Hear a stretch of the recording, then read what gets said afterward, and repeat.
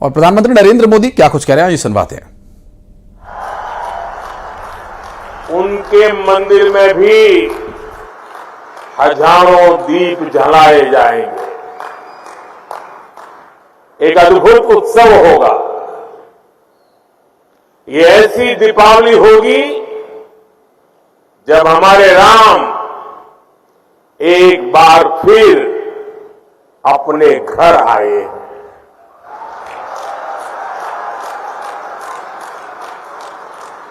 और इस बार ये प्रतीक्षा 14 वर्ष के बाद नहीं, 500 वर्षों के बाद पूरी हो रही है।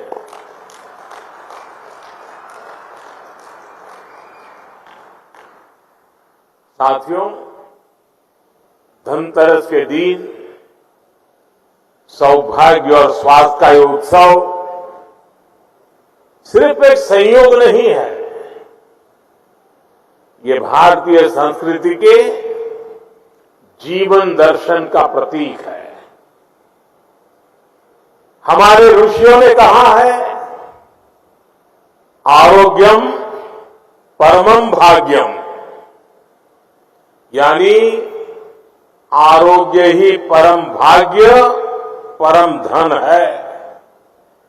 कहते ही है हेल्थ इज वेल्थ। यह प्राचीन चिंतन आज आयुर्वेद दिवस के रूप में पूरी दुनिया में छा रहा है। हम सबके लिए खुशी की बात है कि आज 150 से ज्यादा देशों में आयुर्वेद दिवस मनाया जा रहा है। ये प्रमाण है आयुर्वेद को लेकर बढ़ रहे वैश्विक आकर्षण का, और ये प्रमाण है कि नया भारत अपने प्राचीन अनुभवों से विश्व को कितना कुछ दे सकता है।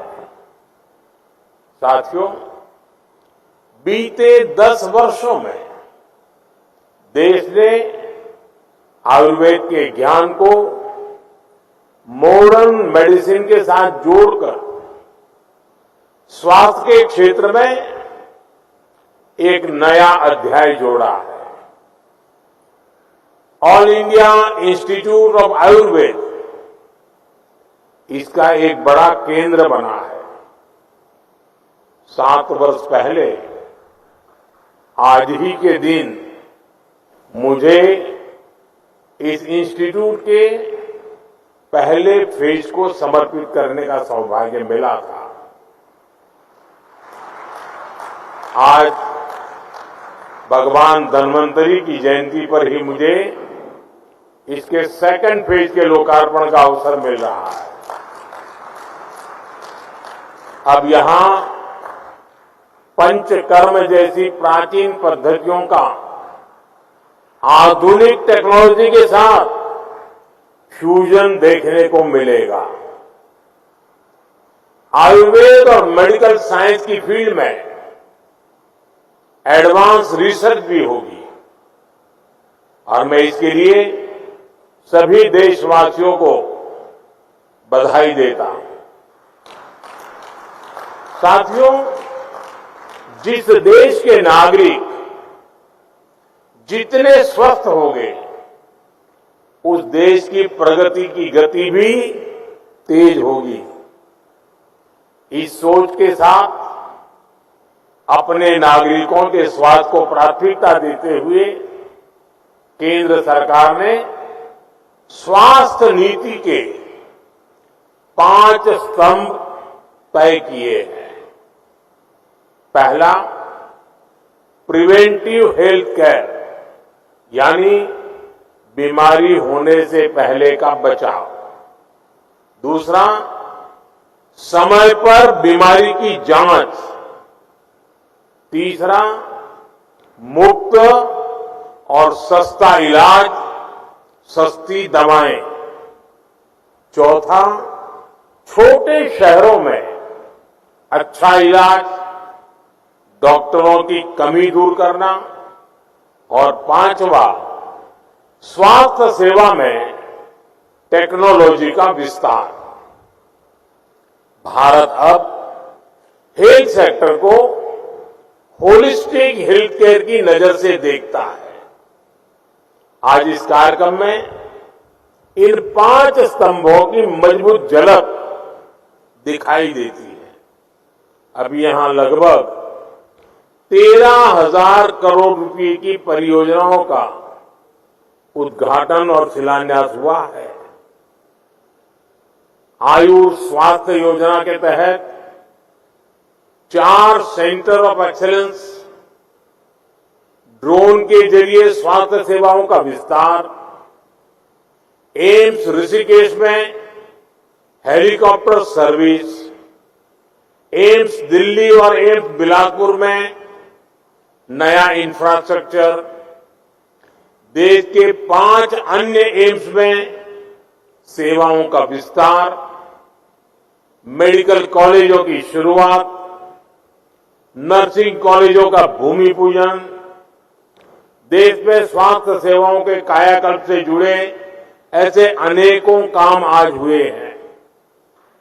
मुझे खुशी है, इनमें से कई अस्पताल हमारे श्रमिक भाई बहनों के इलाज के लिए बनाए गए हैं।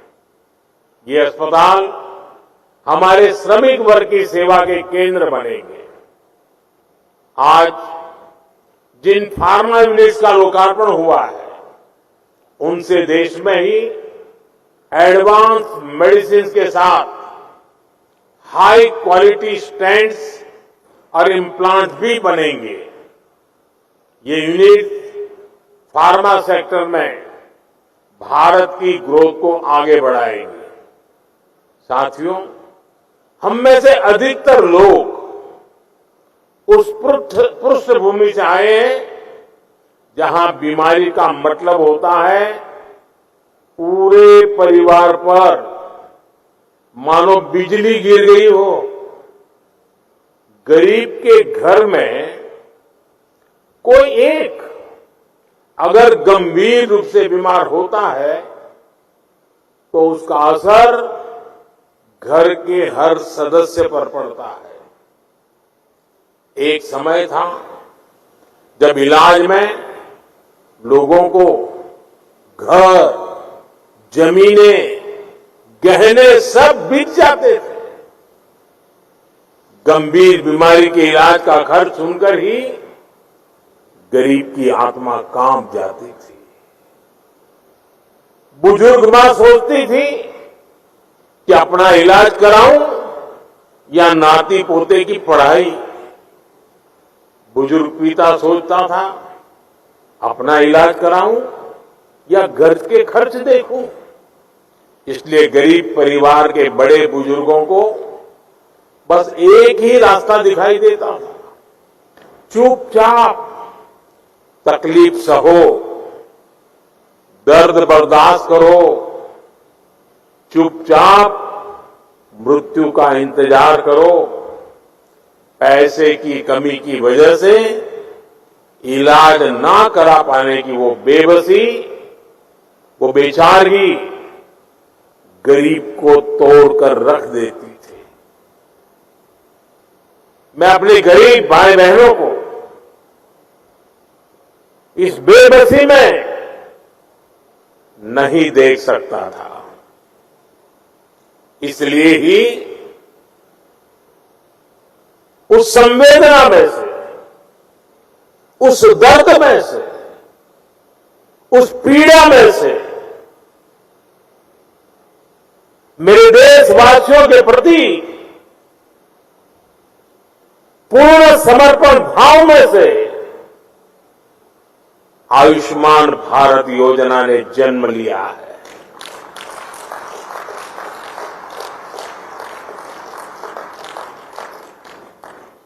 सरकार ने तय किया कि गरीब के अस्पताल में भर्ती होने का खर्च 5 लाख रुपए तक के इलाज का खर्च सरकार उठाएगी।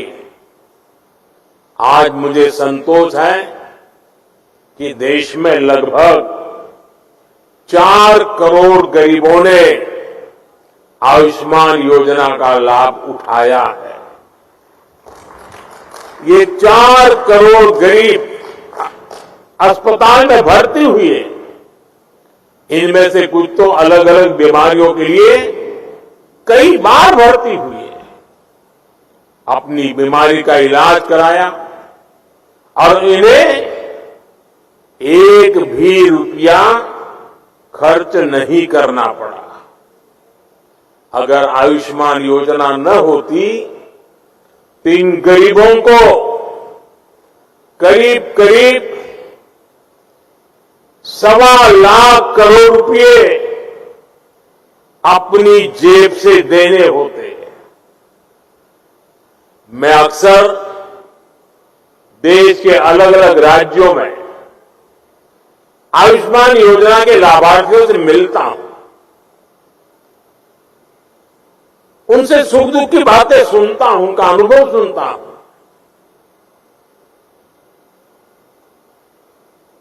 और बात करते हुए उनकी आंखों में से जो खुशी के आंसू छलकते हैं, वो आयुष्मान योजना से जुड़े हर व्यक्ति के लिए, हर डॉक्टर के लिए, हर पैरामेडिकल स्टाफ के लिए किसी आशीर्वाद से कम नहीं होते।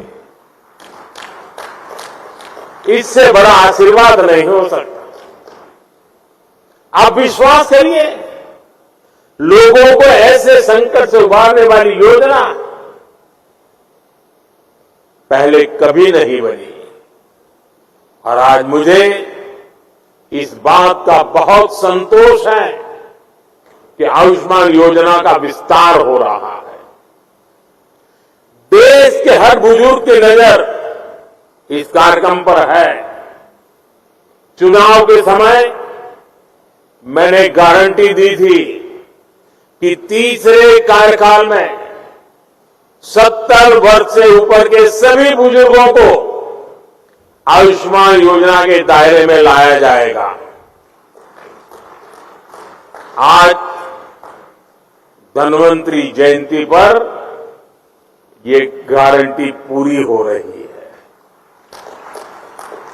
अब 70 वर्ष से अधिक उम्र के देश के हर बुजुर्ग को अस्पताल में मुफ्त इलाज मिलेगा। ऐसे बुजुर्गों को आयुष्मान वय वंदना कार्ड दिया जाएगा। सरकार का प्रयास है कि देश के हर बुजुर्ग जिनकी आयु 70 वर्ष के ऊपर है, उनको जल्द से जल्द आयुष्मान वय वंदना कार्ड मिले। और ये ऐसी योजना है जिसमें आय की कोई पाबंदी नहीं। गरीब हो, मध्यम वर्ग का परिवार हो, उच्च वर्ग का परिवार हो, हर कोई इसका लाभार्थी बन सकता है। जो इस योजना का लाभ लेना चाहता है, इस देश का नागरिक, वो इसका लाभ अगर 70 साल से ज्यादा उम्र है ले सकता है। हर बुजुर्ग चिंता से मुक्त हो, वो स्वस्थ जीवन जिए, स्वाभिमान के साथ जीवन जिए। ये योजना इसके लिए मील का पत्थर साबित होगी। घर के बुजुर्ग के पास आयुष्मान वय वंदना कार्ड होगा तो परिवार के खर्चे भी कम होंगे, उनकी चिंता भी कम होगी। मैं इस योजना के लिए सभी देशवासियों को बधाई देता हूं और 70 साल से ऊपर के सभी बुजुर्गों को मैं भी यहां से प्रणाम करते हुए वय वंदना करता हूं। लेकिन साथ साथ मैं दिल्ली के 70 साल के ऊपर के जितने बुजुर्ग हैं, और पश्चिम बंगाल के 70 साल के ऊपर के जितने बुजुर्ग हैं, उनसे क्षमा मांगता हूं कि मैं आपकी सेवा नहीं कर पाऊंगा। मैं उनसे क्षमा मांगता हूं कि मुझे पता तो चलेगा आपको कष्ट है, मुझे जानकारी तो मिलेगी, लेकिन मैं आपको सहाय नहीं कर पाऊंगा। और कारण, दिल्ली में जो सरकार है और पश्चिम बंगाल में जो सरकार है, वो इस आयुष्मान योजना से जुड़ नहीं रही है। अपने राजनीतिक स्वार्थ के लिए अपने ही राज्य के बीमार लोगों के साथ जुल्म करने की वृत्ति, ये प्रवृत्ति मानवता की दृष्टि से किसी भी तराजू पर खरी नहीं उतरती है। और इसलिए मैं पश्चिम बंगाल के बुजुर्गों की माफी मांगता हूं, मैं दिल्ली के बुजुर्गों की माफी मांगता हूं। देशवासियों की तो सेवा कर पा रहा हूं, लेकिन राजनीतिक स्वार्थ की वृत्ति की दीवारें मुझे दिल्ली के बुजुर्गों की सेवा करने से रोक रही है, पश्चिम बंगाल के बुजुर्गों की सेवा करने से रोक रही है। और मेरे लिए ये राजनीतिक पहलू से मैं बोल नहीं रहा हूं, भीतर एक दर्द होता है कि जिस दिल्ली से मैं बोल रहा हूं,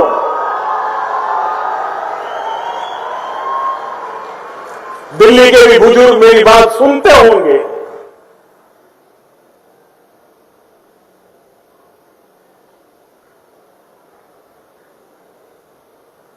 मेरे दिल में कितना दर्द होता होगा।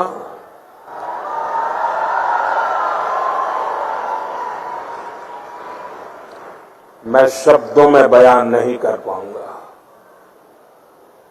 साथियों, गरीब हो, मध्यम वर्ग हो, सभी के लिए इलाज का खर्च कम से कम हो, ये हमारी सरकार की प्राथमिकता रही है।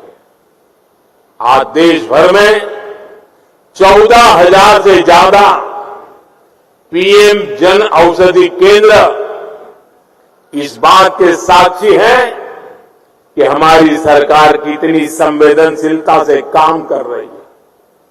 जन औषधि केंद्रों पर 80% डिस्काउंट पर दवाइयां मिलती है।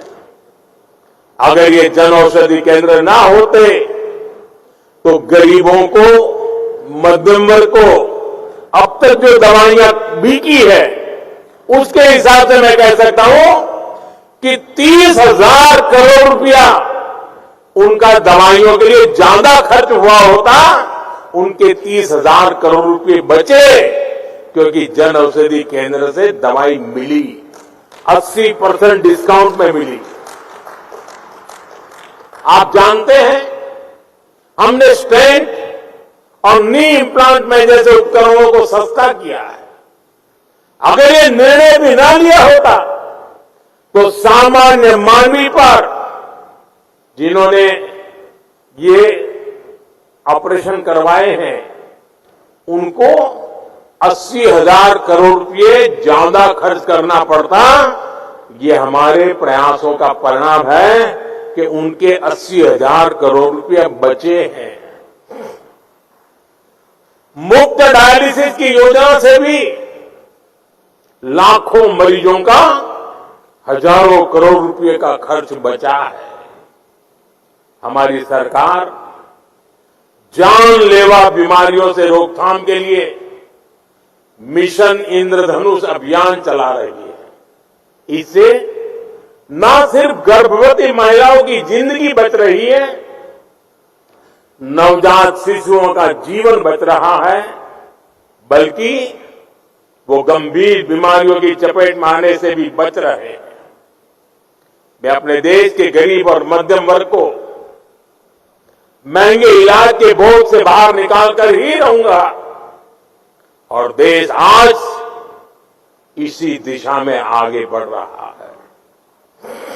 साथियों, आप जानते हैं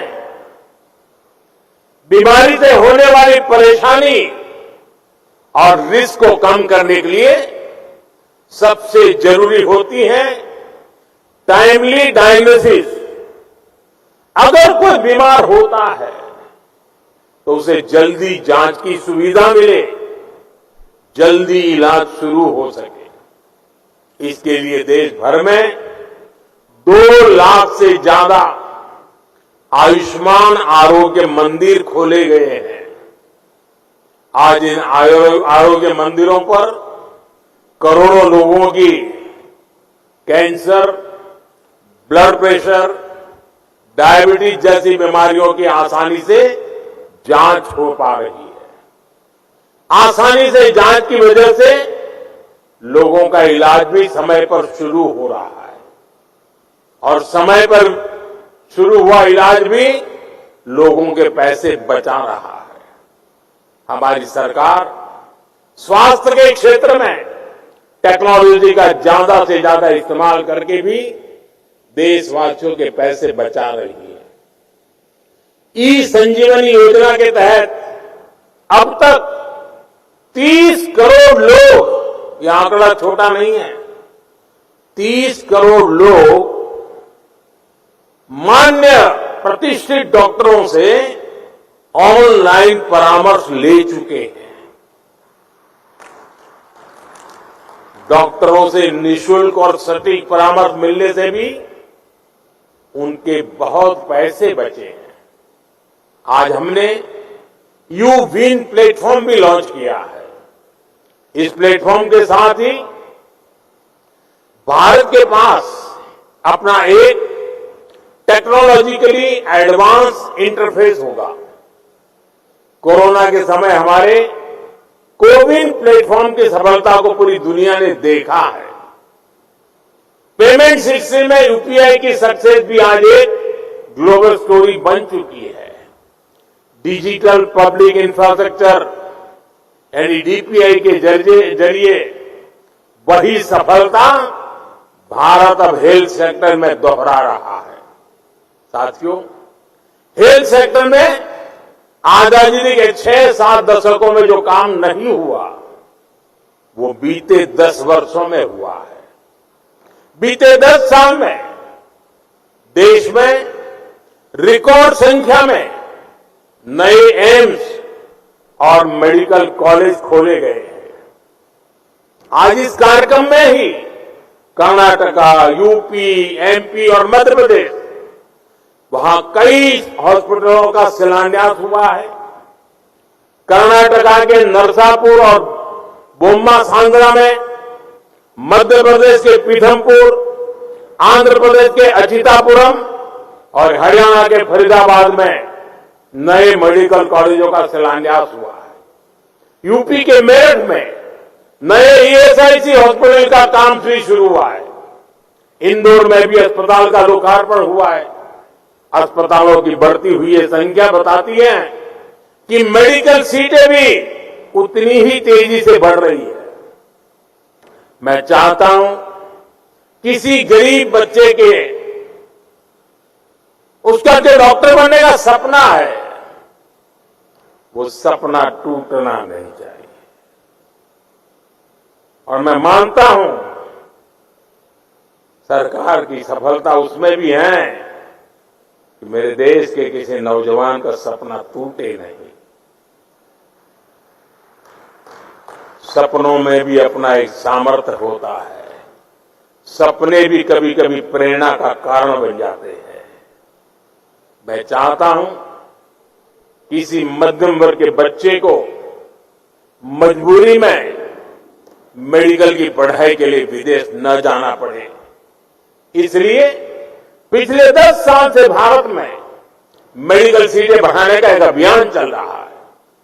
बीते 10 साल में एमबीबीएस और एमडी की करीब कुल मिलाकर 1 लाख नई सीटें जोड़ी गई हैं। और मैंने इसी साल लाल किले से घोषणा की है कि आने वाले 5 वर्ष में हम मेडिकल लाइन में 75,000 नई सीटें और जोड़ेंगे। आप कल्पना कर सकते हैं गांव गांव तक डॉक्टरों की पहुंच कितनी ज्यादा बढ़ने वाली है। साथियों, आज देश में 7.5 लाख से ज्यादा रजिस्टर्ड आयुष प्रैक्टिशनर हमारे यहां है। हमें ये संख्या भी और बढ़ानी है। इसके लिए भी देश में काम चल रहा है। आज दुनिया भारत को मेडिकल और वेलनेस टूरिज्म के एक बहुत बड़े सेंटर के रूप में भी देखती है। पूरी दुनिया से लोग योग, पंचकर्म और मेडिटेशन के लिए भारत आते हैं। आने वाले समय में ये संख्या और तेजी से बढ़ेगी। हमारे युवाओं को, हमारे आयुष प्रैक्टिशनर्स को इसके लिए तैयार होना होगा।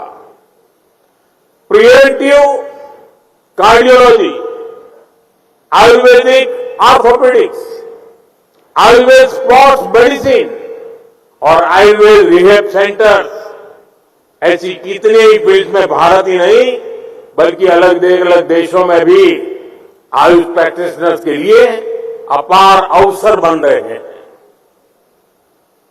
हमारे युवा इन अवसरों के जरिए न केवल खुद आगे बढ़ेंगे बल्कि मानवता की बहुत बड़ी सेवा भी करेंगे।